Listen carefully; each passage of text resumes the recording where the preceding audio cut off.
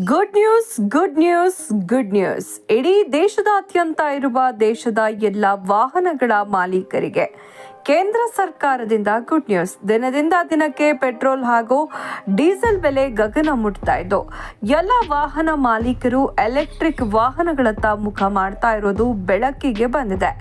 ಈ ರೀತಿಯಾಗಿ ಎಲೆಕ್ಟ್ರಿಕ್ ವಾಹನಗಳನ್ನ ಬಳಸಬೇಕು ಎನ್ನುವ ಆಶಯ ಕೇಂದ್ರ ಸರ್ಕಾರದ್ದೇ ಆದರೂ ಕೂಡ ಪೆಟ್ರೋಲ್ ಹಾಗೂ ಡೀಸೆಲ್ ವಾಹನಗಳನ್ನ ಹೊಂದಿರುವ ದೇಶದ ಎಲ್ಲ ವಾಹನ ಸವಾರರಿಗೆ ಪೆಟ್ರೋಲ್ ಹಾಗೂ ಡೀಸೆಲ್ ಬೆಲೆಯಿಂದಾಗಿ ಸಾಕಷ್ಟು ಸಂಕಷ್ಟ ಎದುರಾಗುವಂತೆ ಆಗಿದೆ. ಇಡೀ ಭಾರತದಲ್ಲಿ ಮಧ್ಯಮ ವರ್ಗದ ಕುಟುಂಬಗಳ ಸಂಖ್ಯೆ ಅಧಿಕವಾಗಿದ್ದು ಪೆಟ್ರೋಲ್ ಹಾಗೂ ಡೀಸೆಲ್ ಬೆಲೆ ಏರಿಕೆಯಿಂದಾಗಿ ಜೀವನ ನಡೆಸೋದೇ ಕಷ್ಟಕರವಾಗ್ತಾ ಇದೆ. ನೀವು ಕೇಳಿರಬಹುದು, ಕೆಲವು ದೇಶಗಳಲ್ಲಿ ಪೆಟ್ರೋಲ್ ಹಾಗೂ ಡೀಸೆಲ್ ಬೆಲೆಯು ಕುಡಿಯುವ ನೀರಿಗಿಂತಲೂ ಕೂಡ ಕಡಿಮೆ ಬೆಲೆಯಲ್ಲಿ ದೊರೆಯುತ್ತೆ ಎನ್ನುವ ಮಾತು ಕೇಳಿರಬಹುದು.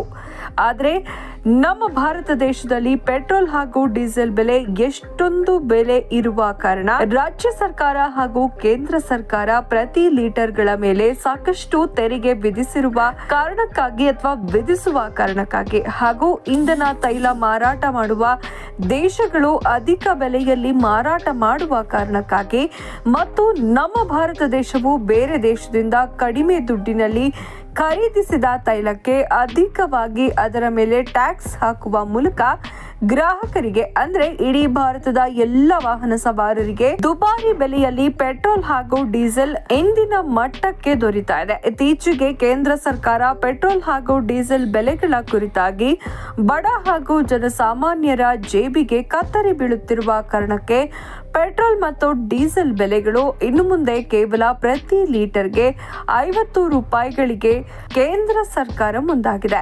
ಹೌದು, ಇದು ನೀವು ನಂಬಲು ಅಸಾಧ್ಯವಾದರೂ ಕೂಡ ಇದು ನಂಬಲೇಬೇಕು.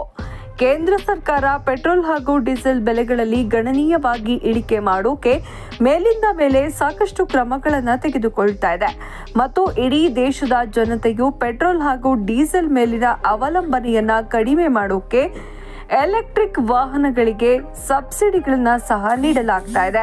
ಇಂತಹ ಎಲ್ಲ ಕ್ರಮಗಳನ್ನ ತೆಗೆದುಕೊಂಡ್ರೂ ಸಹ ಎಲೆಕ್ಟ್ರಿಕ್ ವಾಹನಗಳ ಮೇಲೆ ಎಲ್ಲ ಸಾರ್ವಜನಿಕರಿಗೆ 100ಕ್ಕೆ 100ರಷ್ಟು ವಿಶ್ವಾಸ ಬರ್ತಾ ಇಲ್ಲ. ಎಲೆಕ್ಟ್ರಿಕ್ ವಾಹನಗಳ ಖರೀದಿಯು ನಿಧಾನಗತಿಯಲ್ಲಿ ಏರಿಕೆಯಾಗುವ ಸಾಧ್ಯತೆ ಇದೆ.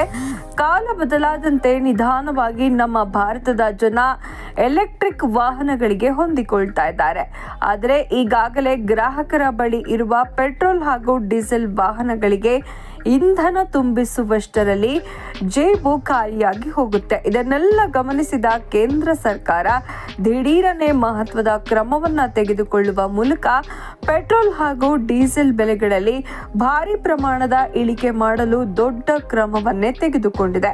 ಕೇಂದ್ರ ಸರ್ಕಾರ ಪೆಟ್ರೋಲ್ ಹಾಗೂ ಡೀಸೆಲ್ ಬೆಲೆಯಲ್ಲಿ ಇಳಿಕೆ ಮಾಡಲು ತೆಗೆದುಕೊಳ್ಳುತ್ತಿರುವ ಕ್ರಮ ಇದು ಒಳ್ಳೆಯ ಕ್ರಮ ಎನ್ನುವ ನಿಮ್ಮ ಅಭಿಪ್ರಾಯವಾಗಿದ್ರೆ ತಪ್ಪದೇ ಈ ವಿಡಿಯೋಗೆ ಈಗಲೇ ಒಂದು ಲೈಕ್ ಕೊಡಿ. ಪ್ರಸ್ತುತ ಕೇಂದ್ರ ಮತ್ತು ರಾಜ್ಯ ಸರ್ಕಾರಗಳು ಇಂಧನದ ಮೇಲೆ ಪ್ರತ್ಯೇಕ ತೆರಿಗೆ ವಿಧಿಸ್ತವೆ. ಪರಿಣಾಮ ಪೆಟ್ರೋಲ್ ಮತ್ತು ಡೀಸೆಲ್ ಬೆಲೆಗಳು ರಾಜ್ಯದಿಂದ ರಾಜ್ಯಕ್ಕೆ ಬದಲಾಗ್ತವೆ.